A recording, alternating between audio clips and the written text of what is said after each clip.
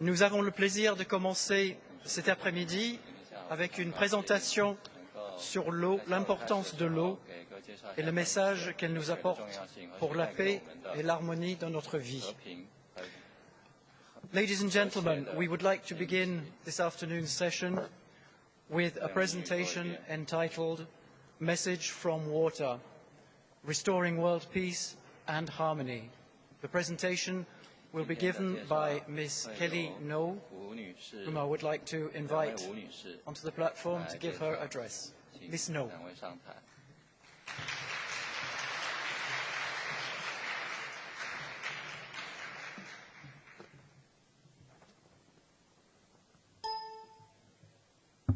Your Excellencies, respected faith leaders, venerable masters, distinguished guests and speakers, ladies and gentlemen, a very good morning to you all. I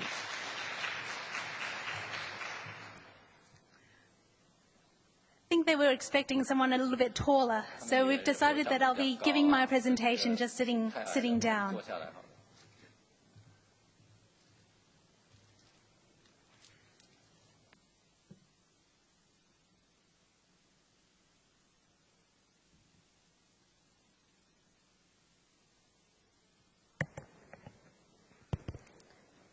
Amitofo.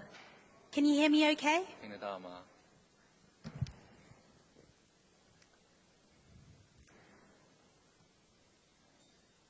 36 years ago, in the midst of the night, a young couple fled war with about 350 others on a small fishing boat no more than 24 meters long.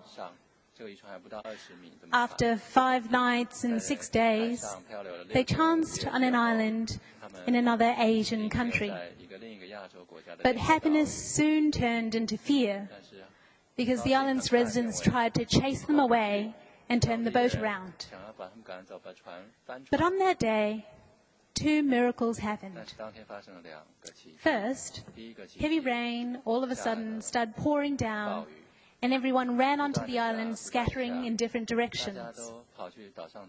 Second, there were some United Nations officers who happened to be there reporting on human rights. The young couple I'm talking about is my parents, and if it weren't for the United Nations, I wouldn't be here today. Not long after, several Catholic and Christian churches from the small town of Blenheim in New Zealand opened their hearts to those of a completely different cultural and religious background.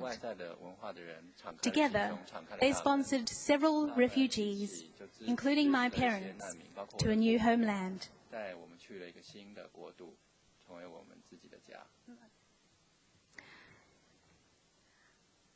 This is a photograph of my parents taken by the local newspaper when they first arrived in Blenheim in New Zealand. That's my mother in the centre with Mrs. Tilly Van Dyke, one of the sponsors, my father on the right, and my uncle and late grandmother on the left. My parents arrived that day with nothing but the clothes that they wore and hope for a life of peace. Like sons and daughters, they were welcomed with a love, overcoming artificial distinctions of nationality, culture, and religion. For my family and I, intercultural and interfaith harmony has been the path to peace. There's an old saying that goes, "Be careful of your thoughts, for your thoughts become your words. Be careful of your words, for your words become your actions. Be careful of your actions, for your actions become your habits. Be careful of your habits, for your habits become your character. Be careful of your character, for your character becomes your destiny." And as the Roman philosopher Cicero once said, "Within the character of the citizen lies the welfare of the nation." So it all starts from our thoughts. The question is, do we know the impact of our thoughts? Like laying down bricks along a road, every thought reinforces the path to happiness or suffering, conflict or peace. In other words, we see the crises and challenges that confront our world today, but what can we do to help? The key is our thoughts. Our thoughts are known by the world around us. And today I'm delighted to share with you some scientific evidence that water knows our thoughts. We'll begin with a bit of background and a bit about the process involved, and then broadly look at three themes. What water knows about our thoughts on the natural environment, our human environment, and the path to peace. So first, a bit of background and the process involved. Well, back in the 1990s, Dr. Masaru Emoto started studying water by freezing droplets and taking photographs of the ice crystals. In 2005, he presented his international research at the United Nations headquarters in New York. His groundbreaking discoveries have formed the basis of several international best-selling books.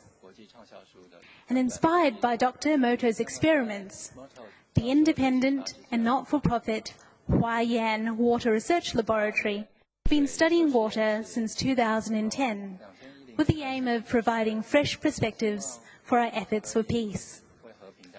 Now, having independently verified Dr. Emoto's findings, Huaiyan Water Research have gone on to further explore how water responds to a broad range of information, from text and images to smells and sounds.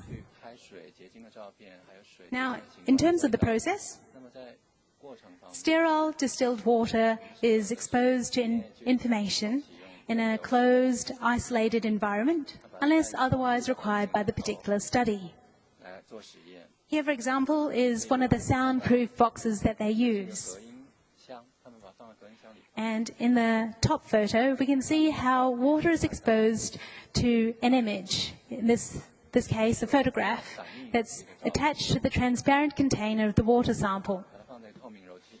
And in the photograph below, how water is exposed to audio information. After that, water is then frozen as individual droplets on petri dishes, each containing about half a cubic centimetre of water. And then a person blinded to the intervention then observes the frozen droplets under a high-speed imaging microscope that records the ice crystals by video and photograph. So, in the absence of any intervention at all, here is a photo of an ice crystal formed from sterile distilled water, as I mentioned before, and this is without any intervention at all. Now, I mentioned before that water is exposed to a broad range of information. Now, the following slide is an example of how water's response to the written word.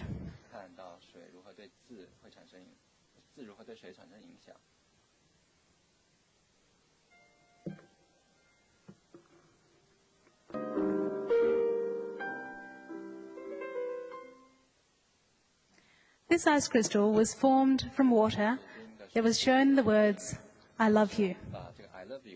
The video was recorded by the microscope, and the whole process is over in a matter of seconds because the frozen droplets tend to melt very quickly. Water is exposed to the relevant words by sticking the text onto the transparent container of the water sample, much like the photo that we saw in the soundproof box before. On the right is water's response to the words, "I hate you." Now, what about when when the words are expressed using a different language? Well, this is the view from under the microscope. When water is exposed to "I hate you," written in the languages of, going alphabetically, That's Arabic in the top right, Chinese in the top, Arabic in the top left, Chinese in the top right, English in the bottom left, and French in the bottom right. It's hard to believe, but the shapes of the ice crystals were fragmented like this to begin with, even before it melted. Now, after the water was shown the word love, written in different languages, again in alphabetical order, we have French in the top left, Korean in the top right, Persian in the bottom left, and Russian in the bottom right. Compared to the previous images, these all look stunning. Just like a smile on any face brings happiness to others, anywhere in the world. And speaking of smiles, water was shown this photograph of a baby smile. Isn't it gorgeous? And here, it actually looks like the smile is reflected at the bottom of the ice crystal. If you can see there along the bottom. And we even have a video.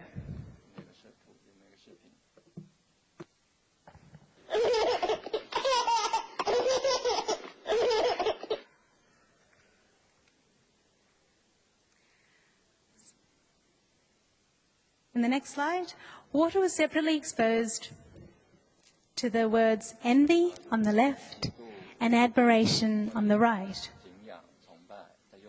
Really goes to show the impact of one frame of mind in how we respond to a positive result around us. And here, the words thank you on the left and it is all your fault on the right. So we've seen how water responds to some text and a photograph. They also exposed water to different music. So first let's have a listen to what water listened to.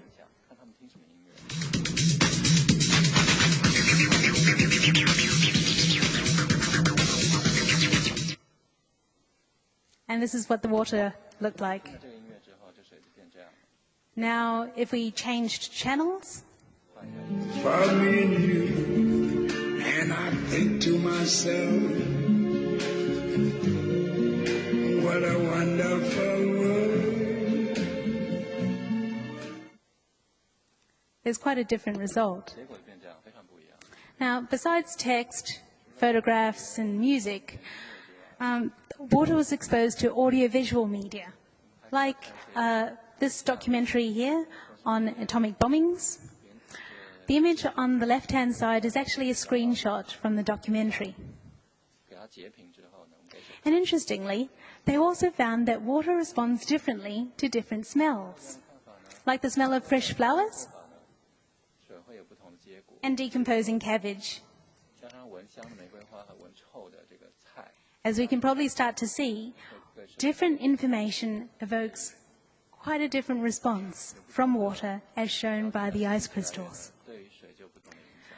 Over countless experiments, the Huaiyan Water Research Laboratory have found that regardless of the format or the language, information associated with positive thoughts like love and gratitude generally result in ice crystals that are more complete, brighter, and relatively ordered with regular shapes and lines. And this is compared to information associated with not so positive thoughts like hatred and conflict. You could say water knows the difference. Over 2,500 years ago, the Buddha taught that everything arises from our minds.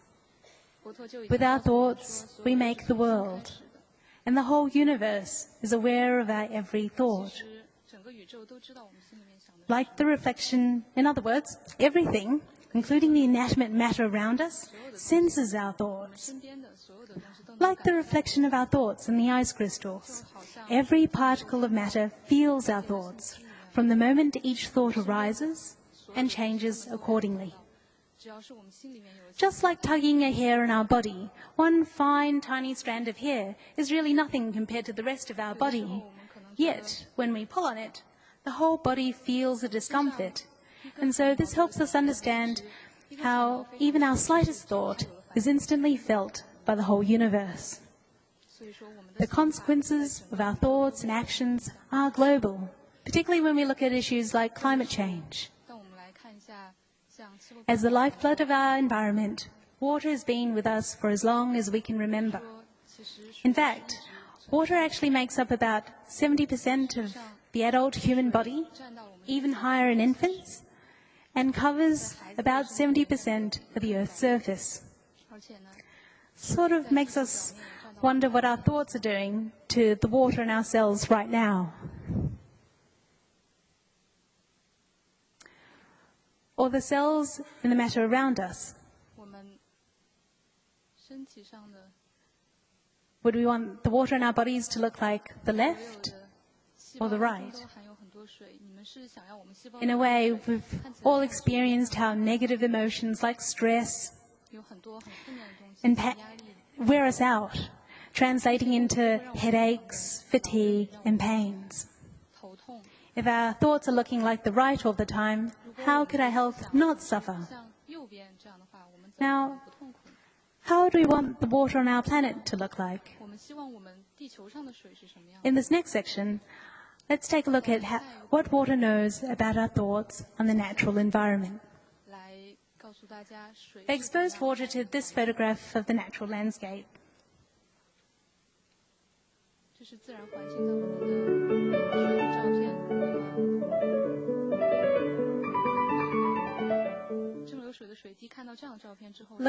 Looking at this, it's no wonder that taking a walk in the park always feels refreshing. Water was also shown other images where nature's been altered in various ways. For example, they had water take a look at this photograph of deforestation. As we may know, forest areas the size of Panama are lost each and every year. Here, water is also shown a photograph of a tranquil forest.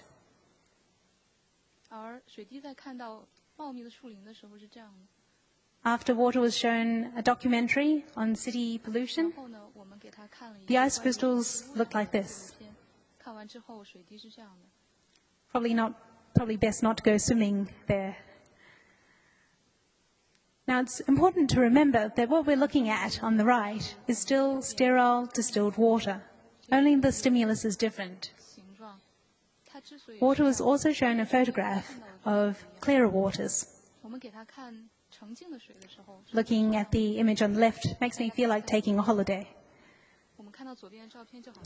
As many parts of the world are experiencing an increase in average temperatures, water was shown some footage of melting glaciers.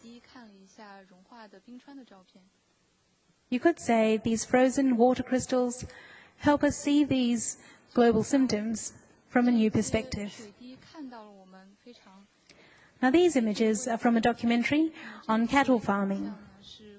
Without a sprig of grass, the cattle have to eat feed designed for rapid growth that is neither chemical-free nor organic. And water's response? The distorted look of the ice crystals perhaps reflects our being at odds with the natural environment and further away from the path to peace. Water was also shown a different documentary, this time about the British primatologist Dr. Jane Goodall. Dame Goodall is a world expert on chimpanzees, best known for her 55-year study on chimpanzees in the wild at Tanzania's Gombe Stream National Park. As a United Nations messenger of peace, Dr. Jane Goodall encourages us all to have a love for all beings, to make the world a better place for people, animals, and the environment that we all share. In late August 2005, Hurricane Katrina caused terrible destruction along the Gulf Coast of the United States. And this is an ice crystal formed from water that was shown footage of the hurricane. A little bit more recently, in March 2011, tsunami waves devastated northeastern Japan, and This was water's response after being shown news footage of the tsunami. These disasters really break our hearts. Under the most challenging of conditions, to me, this photograph exemplifies the strength of hope as rescuers and disaster response teams work around the clock to try to save lives. Again, we see that water responds very differently to different information. Information arises from our thoughts, which in turn create words like I love you and thank you, words as well as pictures, as well as actions, which in turn create pictures like the one we have here, music and movies. Positive thoughts generally translate into more complete, brighter, and relatively ordered ice crystal shapes. With our thoughts, we make the world for better or worse. And water seems to be telling us quite graphically that to progress along the path to peace, we can't go without living in harmony with the natural environment that we all share. Now, let's take a look at what water knows about the people side of things. Following the video is an ice crystal formed from water exposed to the word greed.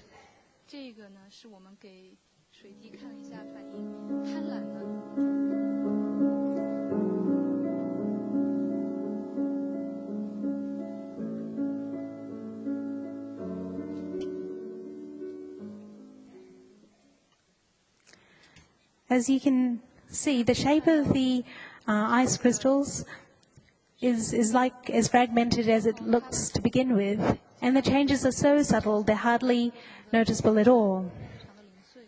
Many would say that the word greed neatly sums up the complexity of causes that brought about the 2008 financial crisis. When Water was shown a news report about the financial crisis, we had 150 billion bonds go bankrupt today with Lehman, multiples of that in synthetic. The ice crystals turned out like this. A time of anguish, stress, and pain around the world. Many large, long-standing companies collapsed. Millions of jobs were lost. And amongst other things, savings and investments evaporated overnight. As we know, greed inevitably leads to conflict.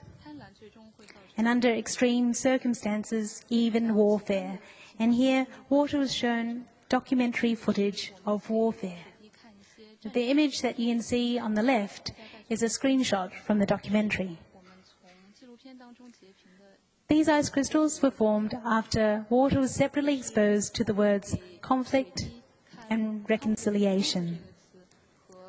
Believe it or not, reconciliation and peace can happen in the space of one thought. It reminds me of a good story that tells us about the power of our thoughts. There was once a young barber known for providing the best haircuts in town. Governor heard about his skill and called him in for a haircut. Well, meeting such an important person for the very first time, the poor barber was extremely nervous. His hands were really shaky, and when the governor fell asleep during the haircut, he accidentally shaved off a part of an eyebrow. He was extremely worried.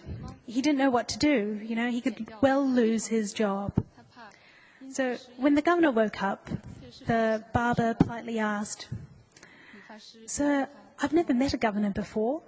Is it true what they say, that governors have a heart as big as the ocean?" The governor looked at the young barber and laughed. "No, young man, that's just a metaphor. It means that a person in a position of power must be kind and forgiving." Much relieved to hear this, the young man, the barber, responded, "Well, I'm really glad to hear this, Governor, because, look, I'm terribly sorry. I've accidentally shaved off a part of your eyebrow." The governor took one look in the mirror and nearly exploded with rage at such carelessness. But in one thought, that instant, he immediately remembered his own words. A person in a position of power must be kind and forgiving. In the space of one thought, he put himself into the shoes of the young man, and his anger changed to forgiveness. Instantly, these ice crystals were formed after water was shown separately exposed to the words anger on the left and forgiveness on the right. The result was immediate, reconciliation for both.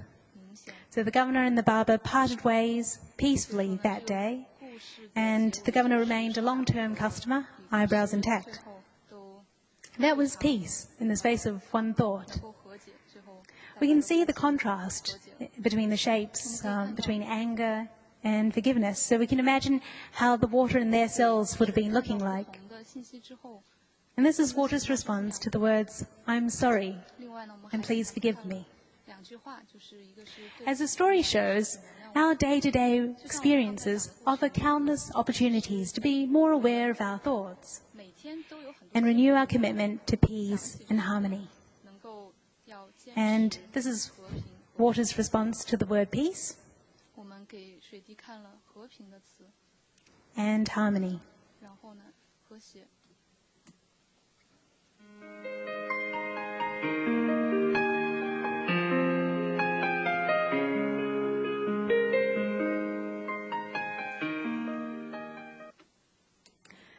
As a world of peace is created from our thoughts, there's no other way to build peace but to build peace in the minds of men and women, as UNESCO well knows.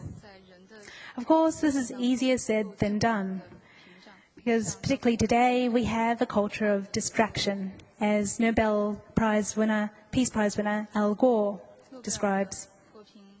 Let's now take a look at what water knows about our current distractions.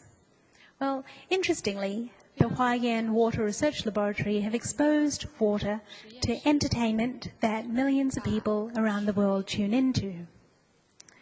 What we watch or tune into influences what we think, say, and do, which directly affects the people around us and ultimately our global village.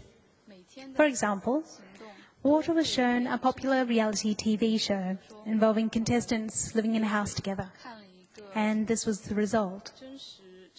Now, studies published in Pediatrics, that's the Journal of the American Academy of Pediatricians and the American Journal of Preventive Medicine, have found that sexual content in music and television is associated with early onset of sexual behavior in teenagers aged 12 to 17 who tune in.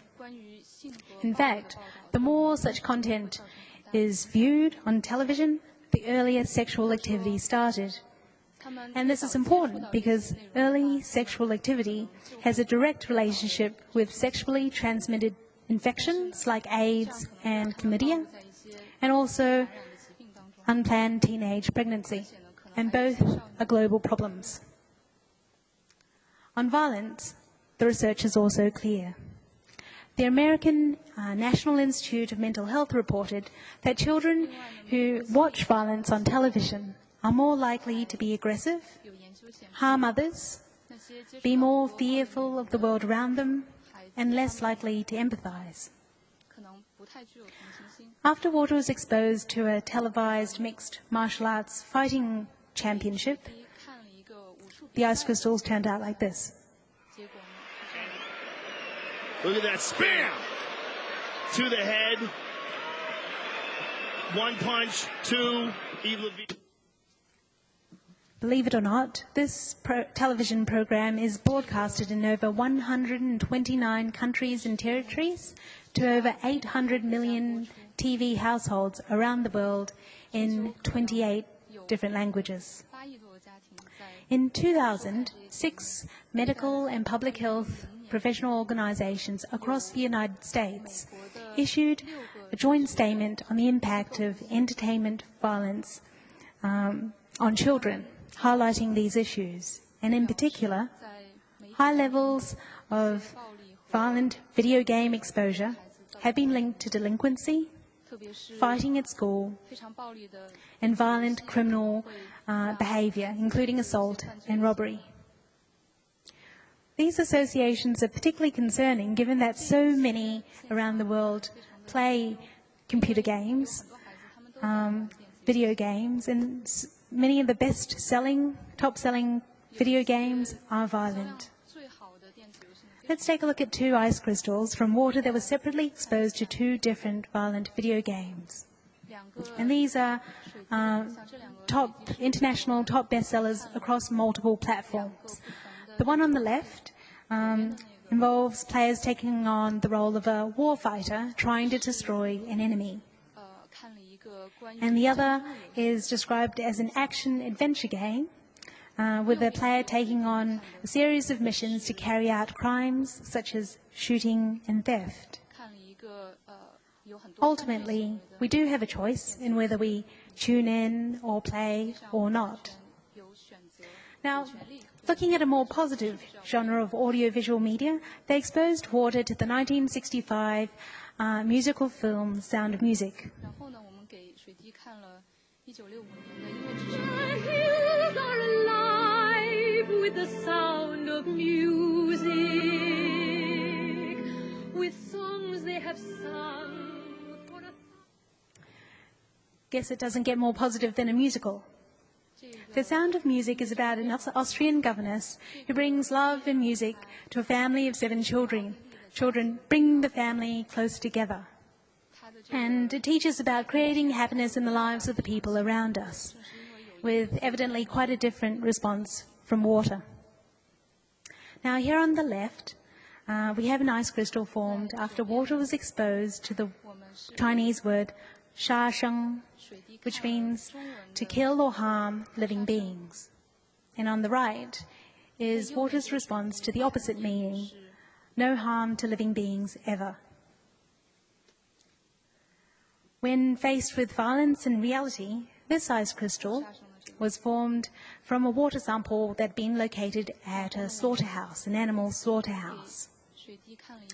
And the one on the right is formed from the same water sample, with the only difference being having Buddhist meditation dedicated to the water sample from a separate location. Now it really goes to show the power of the incredible transformative power of all of our religious teachings, as well as the power of our thoughts. You could say that distractions have been with us since the beginning of time. They've just been amplified by modern technology, with all the different devices and screens that seek our attention throughout the day, from our smartphones to the television screens on public transport. As we've seen from the water crystals, we really can't afford to be distracted from peace and harmony. The British historian Arnold Toynbee once observed that out of 21 notable civilizations, 19 perished, not from conquest without, but from moral decay within. So what do we need? As UNESCO knows, education, particularly the education that enables us to live together in peace and harmony. And as for the way forward, the studies on water validate what all of us in this room already know. In thinking about such education, the world's religions and the traditional cultures of our ethnic groups saves us from reinventing the wheel. Now these are ice crystals after water was separately exposed to written extracts from the teachings of 10 religions. When we think about it, our moral values are essentially the same wherever we come from, and have been the same for thousands of years. Values that were applicable then are still applicable now because human nature has not changed. No matter where we come from, everyone still appreciates kindness and compassion. And here are 10 religions in alphabetical order. Love is patient, kind, without envy. It is not boastful or arrogant. It is not ill-mannered, nor does it seek its own interest. Love overcomes anger and forgets offences. From the teachings of Anglicanism, First Book of Corinthians, chapter 13, verses 4 to 5 from the Holy Bible. He should be content with little and be free from all inordinate desire. From the teachings of the Baha'i faith, gleanings from the writings of Baha'u'llah.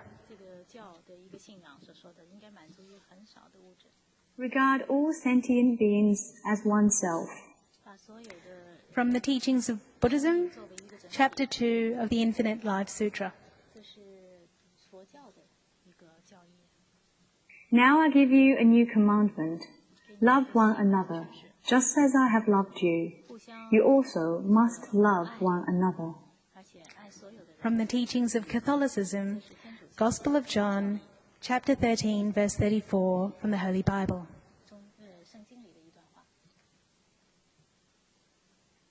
With a noble soul, one devotes himself to bring happiness and peace to others, including those who once hurt him. From the teachings of Hinduism, the laws of Manu. Help the enemies regain friendship, for this is better than saying a faithful prayer. From the teachings of Islam, the Holy Quran. Let love and compassion never leave you. Bind them around your neck, write them on the tablet of your heart. From the teachings of Judaism, the Book of Proverbs, chapter 3, verse 3 from the Holy Bible. Make wisdom thy mother, contentment thy father, and truthfulness thy brother. These are thine good relations. From the teachings of Sikhism.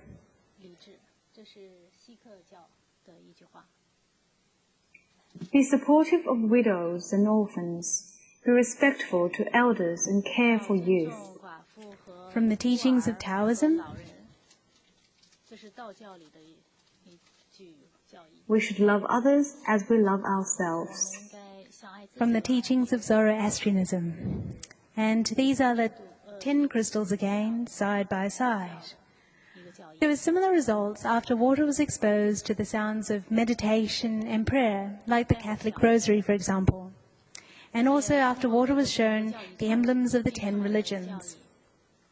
As the teachings of all religions are centered on unconditional love, loving others as we love ourselves, we can think of them as brothers and sisters of the same family. And this photo was taken here at UNESCO back in 2006 at the celebration of Vesak. 9 of the world's religions joined hands together to pray for world peace. And after water was shown the photo, as Mahatma Gandhi once said, the essence of all religions is one, only their approaches are different. Religious teachings through art, music, and sculpture enrich our lives with a selfless, compassionate perspective and help us reinforce positive thinking. All the founders of the world's religions were volunteers. They taught for free to anyone who wished to learn about loving kindness and compassion. To me, the bright and beautiful results for all of these religions reflect their common value of unconditional love, loving others as we love ourselves. And at the same time, it underlines the importance of learning the teachings of different faiths for interfaith harmony as a cornerstone for world peace. And I'm delighted to share with you 2 images from Toowoomba. As we've heard, Toowoomba is Australia's 2nd largest inland city, committed to being a model multicultural city of peace and harmony. And as we may know, it's home to over 80 different ethnic groups. There are over 100 languages spoken and more than 10 religions. On the right is a photo taken at their regular peace education forums, promoting dialogue and exchange among Toowoomba's various religions and the local residents. The 2 ice crystals we can see was formed after water was separately exposed to the two pictures. In a way, Toowoomba reminds me of Blenheim in New Zealand.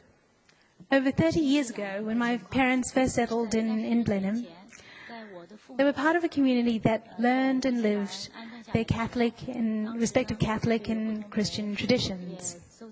And people could just go out to the shops without locking their doors. Home security would be just a simple single lock on the front and back doors. And there'd be fresh farm produce left by the roadside, marked with prices. Buyers would help themselves put their monies into a bucket to be collected at the end of the day. Even in the capital city of Wellington, where I grew up, windows didn't need grills. And I still remember a time when cars were sold without security alarm systems, just the car key. The trust and sense of security is perhaps just one of the benefits of living in a community strengthened by moral education. Apart from religious teachings, the traditional cultures of the world's ethnic groups help us navigate our way along the path to peace, like a moral compass. My friends at the Huaiyan Water Research Laboratory have exposed water to the 12 virtues of Chinese traditional culture. The world's traditional cultures offers teachings from the wisdom of sages throughout history and around the world, including our forefathers who've gone further along the path of life. My colleagues, teacher Tsai and Ms. Chen, spoke to us about China's traditional culture just before lunchtime. So for this part, I just want to share with you a little bit about traditional Chinese culture, which is based on these 12 universal virtues. These ice crystals reflect water's response to the 12 virtues as written text. So going from left to right, the virtues are honouring parents, love between siblings, loyalty, trust, courtesy, honour, integrity, shamefulness, benevolence, love, peace, and harmony. Having grown up in a non-Chinese environment, I used to wonder why these virtues were so important. You see, for thousands of years, the behaviour of a single individual in ancient China could bring disrepute, financial ruin, and criminal sanctions for their entire extended family, including even their teachers. So, families in ancient China place tremendous importance on the moral education of their members. These days, we might think of traditional as being obsolete or outdated, but the reality is that such traditional culture has never been more relevant. Take, for example, the first and foremost virtue of honouring parents. And here again is water's response to those words. At its most basic level, this virtue involves loving, respecting and supporting our parents. When you think about it, our parents were probably the first to show us what love really means. All of us arrive in this world with absolutely nothing, not even an instruction manual. And yet our parents love us enough to teach and care for us when we need it the most. And here is water's response to this photograph of a mother teaching her child. Even in those stressful times, as any parent knows, the crystals turn out beautifully because parents are selflessly helping their children be the best that they can be. And there's also another photo that water was shown of a mother feeding her child. Our parents go without sleep, as new parents do. They put up with us in sickness and even before toilet training. Let's now take a look at this photo. It's a photograph of father and son, and the roles seem reversed. One of the ice crystals was actually fragmented to begin with, but over the course of a few seconds, the parts merged together, as we can see along the bottom here, as if father and son, separated by living apart or mental impairment, are reunited, and the son is able to repay the great kindness of his father by looking after him.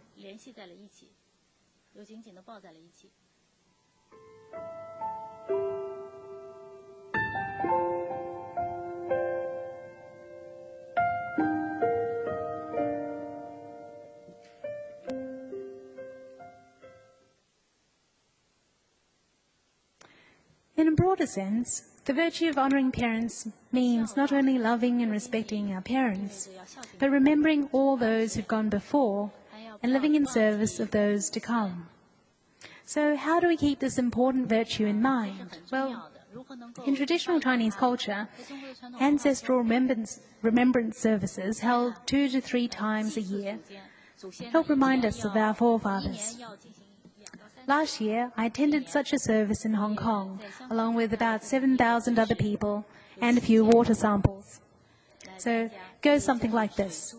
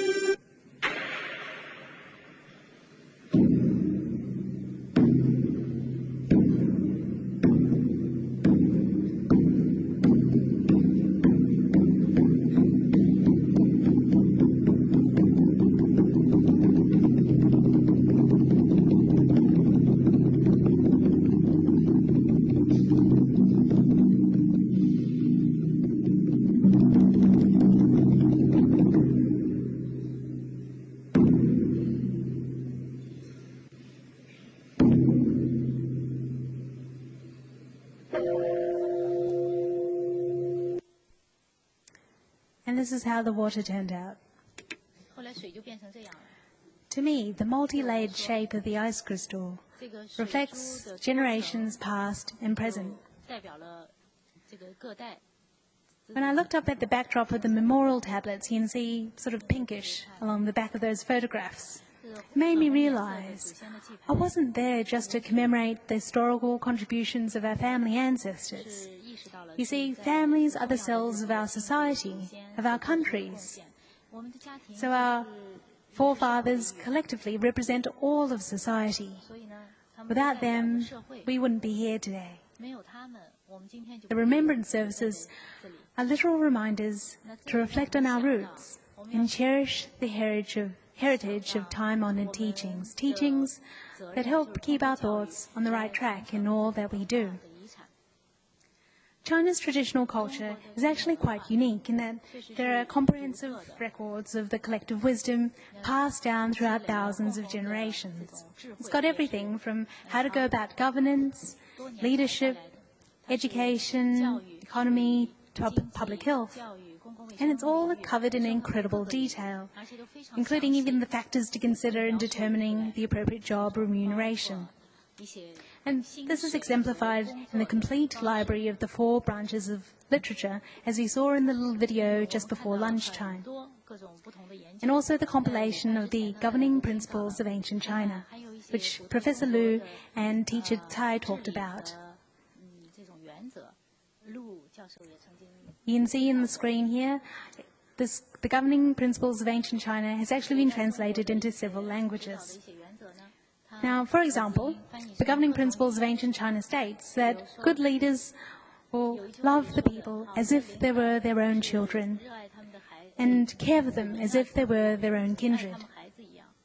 In a corporate environment, as we heard on Wednesday, Suzhou Good Arc Electronics has put such moral teachings at the heart of its management. It's a publicly listed company responsible for 10% of the worldwide output of semiconductors, but it feels like one big family. That's their logo there. Its 2,300 employees are respected and trusted as family members, and they no longer need to clock in and out. The working week has been reduced from 6 days to 5 to allow an extra day for learning to practice the virtues. And unlike companies that place profit-making as their #1 goal, Good Arc prioritizes the moral development and welfare of its employees. And the company has not seen better days. Staff turnover rate declined from over 20% in 2006 to less than 7% in 2013. Suzhou Good Arc's market value and annual profit have increased ever since. Now, I've mentioned that the teachings of traditional Chinese culture are well recorded and applicable throughout all aspects of society, from education to government. How to practice the 12 universal virtues is concisely encapsulated in this book, The Guidelines for Being a Good Person, as mentioned by my colleague Ms. Chen before lunch. It was put together as a children's text to practicing living the 12 universal virtues. And what we see here is an English translation of the original Chinese classic written in the 1600s as a foundational summary of the Confucian wisdom. And here is what happened after Walter listened to a student reading from The Guidelines for Being a Good Person. If someone asks us to do something and we are not sure whether it is appropriate, we should not carelessly promise.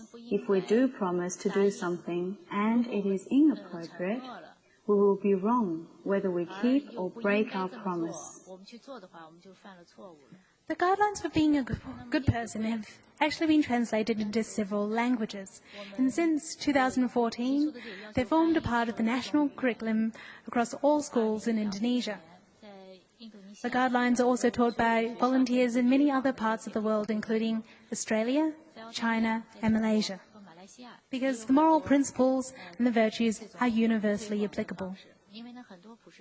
In terms of the bigger picture, when the town of Tangchi in China's Anhui province studied the guidelines for being a good person, putting the virtues into practice, they experienced greater harmony within families, love and respectfulness among young and old throughout the community. And for the town's population of 48,000, this translated into considerable reductions in the rates of divorce and crime. And in fact, the divorce rate was reduced by 50%, and the crime rate during that time became precisely nil. Now, we don't even need to speak Chinese to benefit from practicing the virtues. Case in point is Japan Airlines. You might remember Japan Airlines was bankrupt with debt of $25 billion back in 2010. The practice of traditional culture helped the airline fly again by uniting its employees with the universal virtues. Within just 1 year of bankruptcy, the airline generated annual operating profits of $1.5 billion. Now, tasked with the revival of Japan Airlines was Dr. Katsuo Inomori, one of the world's most respected businessmen with a net worth of $1.1 billion. He identified the power of thought and emphasized moral education. Dr. Inomori emphasizes the development of strong moral character among the employees and realigned the company objective as being the material and intellectual growth of employees first and foremost. Dr. Inomori said that in times of difficulty, whether in work or in life, he always goes back to the fundamentals, asking himself, what is the right thing to do as a human being? Such corporate leadership and management might sound a little bit different, but it shows that the universal virtues continue to be effective to this day. The guidelines for being a good person on the left and the governing principles of ancient China on the right are just two texts from the treasury of China's traditional culture. Both books are generally available online and also in hard copies free of charge, and they provide clear, concise guidelines for living the universal virtues and keeping our minds on the path to peace. As what has shown us, moral education from traditional culture is just one example of the wealth of wisdom out there. It equips our toolkit for tackling the problems of economy, ecology, and equity. In looking at the teachings of our religions or traditional cultures, from the perspective of water, it's not an issue between new and old or religious and secular, but being open to a broad range of solutions so that we can innovate for the solutions that we need. As Einstein once said, We can't solve problems by using the same thinking we used when we created them. In all the teachings, the basic litmus test of whether we've thought and acted as we should is whether we were thinking about benefiting others at the particular time. You could say that the best thoughts to have are thoughts that are purely for others, selfless thoughts, thoughts of unconditional love.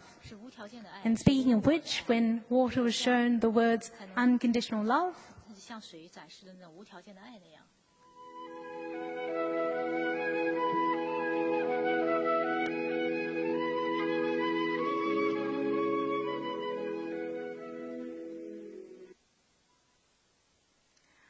isn't it beautiful? These virtues, all 12 of the virtues of traditional Chinese culture, to me are exemplified by the late Teresa Xu, Singapore's humanitarian and supercentenarian, otherwise known as Singapore's Mother Teresa. Teresa passed away aged 113 back in 2011. Every day she'd wake up at about 4 a.m. and spend the whole day serving the poor and the elderly in Singapore.